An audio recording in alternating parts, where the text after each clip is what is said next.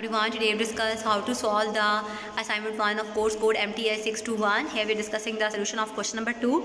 In question number 2 we want to show that the intersection of finitely many open set is open. पहले हम ये चीज़ prove करेंगे, उसके बाद हमें एक एग्जांपल देनी है जिससे ये हमें पता चले कि इनफाइनाइट ओपन सेट्स की अगर इंटरसेक्शन ले तो वो ओपन नहीं होती.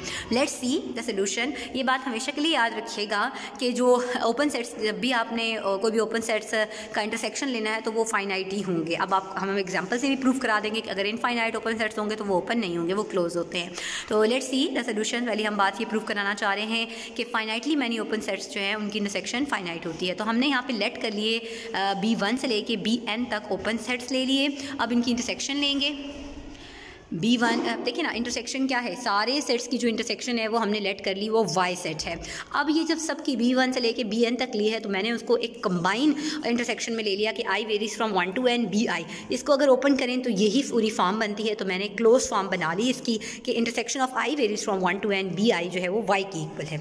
अब हमें ये शो करना है जो कि क्वेश्चन में था कि ये जो Y सेट है ये ओपन सेट है, कि intersection of open set is open. Open set मैंने ये लिए B1 से लेके BN, इन सब की इंटरसेक्शन ली. हम ये कहते हैं कि ओपन सेट्स की जो इंटरसेक्शन है वो भी ओपन सेट है. तो वो हमें प्रूफ करानी है. तो इट मीन्स हम ये शो कराएंगे Y is an open set. उसके लिए सबसे पहले मैंने क्या लेट कर, इसके लिए हमने स्मॉल y ले लिया, एक एलिमेंट ले लिया इस इंटरसेक्शन के सेट में से. अब इंटरसेक्शन का क्या मतलब होता है कि एक एलिमेंट अगर हम लेंगे तो वो तमाम सेट्स में होगा. ठीक है, तो मैंने कहा कि ये जो y एलिमेंट है ये बिलोंग करता है intersection of I varies from 1 to N BI से. ठीक है, एक कंबाइन इंटरसेक्शन वाले सेट में से y बिलोंग करता है. अगर y है वो इंटरसेक्शन वाले सेट से बिलोंग कर रहा है, इसका मतलब है, इंटरसेक्शन का मतलब ये होता है कि जो एलिमेंट तमाम सेट में आए. तो इसका मतलब यहाँ से ये हुआ क्लियरली कि y अगर इंटरसेक्शन वाले सेट में से BI वाले सेट में से बिलोंग कर रहा है तो y B1 में भी होगा, B2 में भी होगा, B3 में भी होगा, up to so on BN set में भी y होगा. हमें ये चीज़ पता है कि BI क्या है, ये एक ओपन सेट है. इसलिए जो उसके नेबरहुड होंगे y के, हम कहते हैं therefore each is a neighbourhood of y. जो हर चीज़ जो है वो उसका नेबरहुड है y का. अगर y का नेबरहुड है तो हम कहते हैं कि y ओपन इंटरवल इसका क्या है, y बिलोंग करता है y माइनस C1 से भी, y प्लस C1 से भी, क्योंकि इसके नेबरहुड हैं. इसी तरीके से y बिलोंग करेगा y माइनस C2 से भी और y प्लस C2 से. ये सारे किसके सबसेट्स हैं, ये जो C1 वाला है ये B1 का सबसेट है, ये जो C2 वाले मैंने ओपन इंटरवल लिया ये B2 का सबसेट है. इसी तरीके से y बिलोंग कर रहा है y माइनस C3 और y प्लस C3 से, ये इसके नेबरहुड हैं. और ये सबसेट किसका हो गया, B3 का. Up to so on. इसी तरीके से हमने CN के लिए लिया y माइनस CN और y प्लस CN, और ये किसका सबसेट है, BN का सबसेट है. तो इन तमाम इंटरवल्स को मैंने एक मिनिमम इन वाले इंटरवल में ले लिया, एक कंबाइन इंटरवल ले लिया. मैंने ये कहा कंबाइन इंटरवल लेना चाह रही हूँ तो मैंने कहा कि ये C1 C2 C3 up to so on जो CN है ये C का मिनिमम है. मिनिमम अगर मैं लूँ C1 C2 C3 up to so on CN का तो वो C की इक्वल आता है. तो अब इसके लिए जब मैं ओपन इंटरवल बनाऊँगी तो वो मैं बना लूँगी y belongs to y minus C और y plus C and that is a subset of BI's for all i's which belongs to I varies from 1 to N.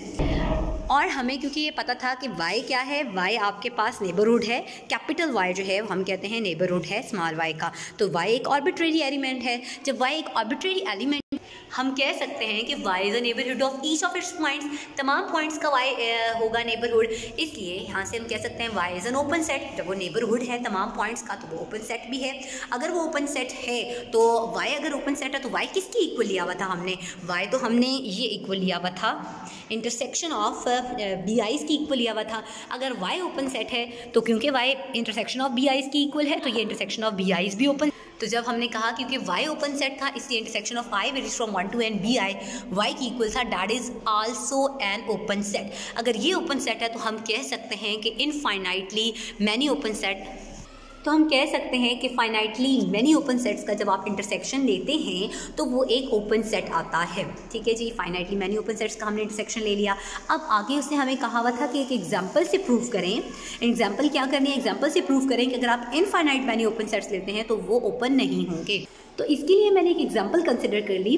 वो एग्जांपल क्या ली थी, मैंने BN वाली टर्म ले ली और उसमें मैंने कहा कि N varies from 1 to infinity है, -1/n और 1/n ले ली. अगर आप देखिए ना, मैं इन्फिनिटी पुट करूँ यहाँ पे, 1/∞ क्या होती है, 0, 1/∞ 0 होती है, तो इसका आंसर क्या आ रहा है, 0। लेकिन 0 क्या होता है, 0 तो एक ओपन सेट नहीं है, 0 तो क्लोज सेट है ना, एक वैल्यू आ गई, लिमिट आ गई, ये एक ओपन सेट नहीं है, ये एक क्लोज सेट है।